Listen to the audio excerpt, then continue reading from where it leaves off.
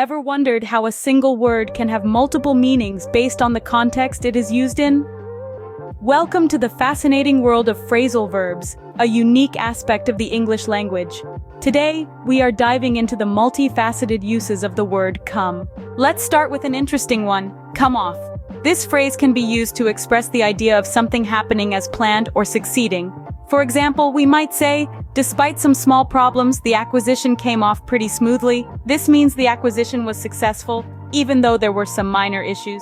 Come off can also mean to end up in a particular position. Here's an example. The team played hard and came off with a victory. This means the team worked hard and ultimately achieved a win. Another use of come off is to denote the end of something. For instance, Marcia comes off maternity leave in March. This suggests that Marcia will finish her maternity leave in March.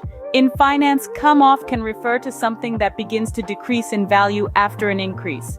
For example, operating profits came off 10% to £20.6 million. Lastly, come off can be used to indicate the end of a successful or challenging period. For instance, the company has come off one of its best years ever. Moving on, let's explore come about. This phrase expresses the idea of something happening or starting to happen, particularly if unplanned. For instance, she was late again, but I'm not sure how it came about this time. This means it's unclear how the situation of her being late occurred. Now let's discuss come up. This phrase can be used when something is mentioned or discussed. For example, what points came up at the meeting? Here, come up refers to the points that were brought up for discussion during the meeting.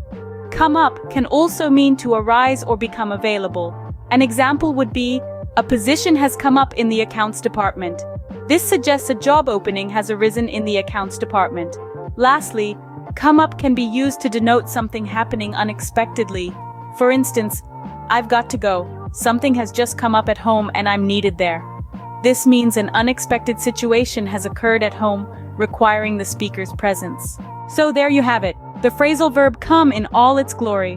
Whether it's come off, come about, or come up, this simple word is capable of expressing a myriad of ideas and situations.